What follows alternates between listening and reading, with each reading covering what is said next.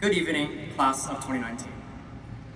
Before I begin, I'd like to thank my family, my mom, my dad, and my sister, as well as my overseas relatives, all of whom have supported me my entire life.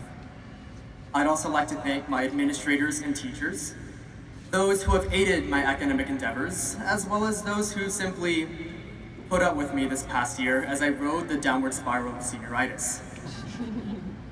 Most of all, I'd like to thank my amazing classmates and friends. Without your support, I would not be who I am today. High school has been a wild ride, from the exciting yet daunting novelty of freshman year to the exhilaration and finality of senior year. We started out as immature teenagers with barely a clue what we were doing, and now we've become slightly less immature teenagers with barely a clue what we're doing. Despite that, these 4 years have been a time of significant personal growth beyond just the classroom. For instance, we've had to answer important questions about ourselves. In middle school, I worried about how I would build my Minecraft house, or whether to teach my Pikachu Thunderbolt or Volt Tackle. But in high school, the important questions became, who am I?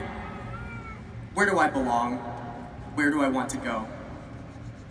We've all had to forge our own paths, and the answers to these fundamental questions, not the ones we hastily scrawled onto our homework, are the ones that have shaped us the most. Along with self-discovery, our journeys have also been influenced, surprisingly, by love. So, I'd like to tell you my love story. Sophomore year, I met a very special girl.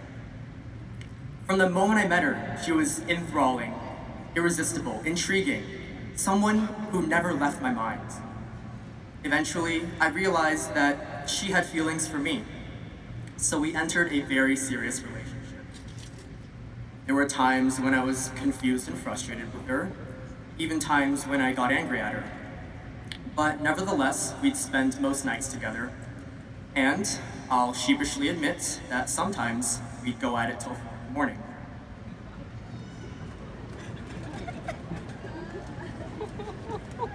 And her name was AP Chemistry 9th edition by Steven Zoomdahl.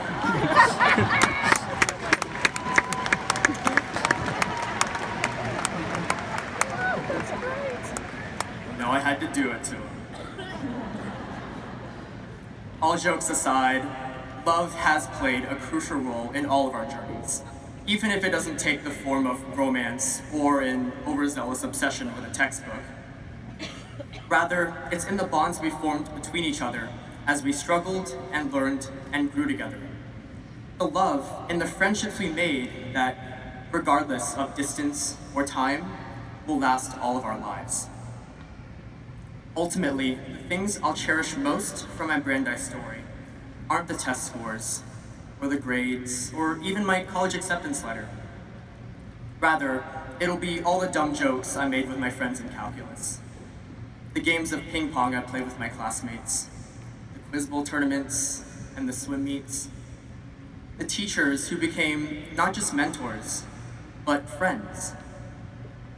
So after all is said and done, the value of our education doesn't come from the quick study cards, or the spice charts, or the dialectical notes. Instead, it's in what we've gained from each other. I wish I could tell you that I'm fully prepared for life and that I could give you the answers to being successful in college and beyond. But considering that I just learned the difference between a microwave and a toaster oven, and I'm still trying to figure out how to talk to girls, I can't exactly say I'm ready just yet. But I can tell you what I have learned in 2 simple words.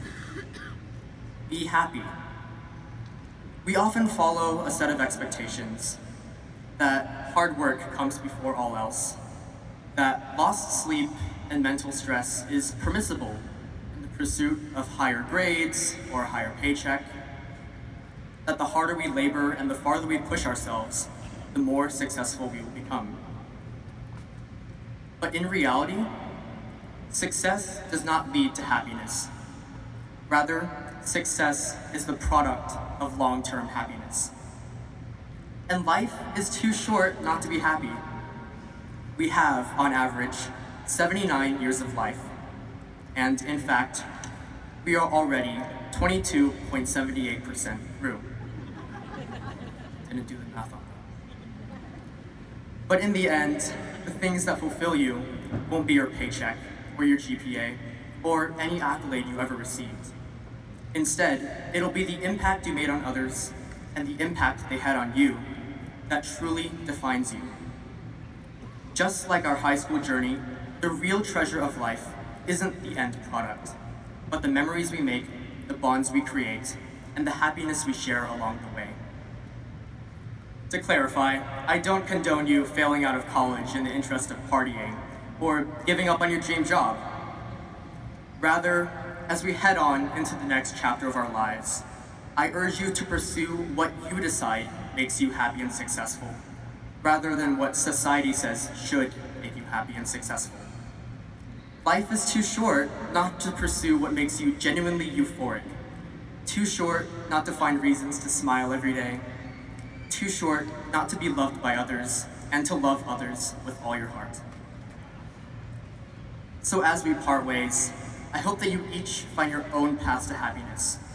And I wish that life brings you the utmost joy and fulfillment, just as you all have brought joy into my life. Words cannot describe how much I miss you guys. I'd like to leave you with a quote that's been on my Instagram for a while now.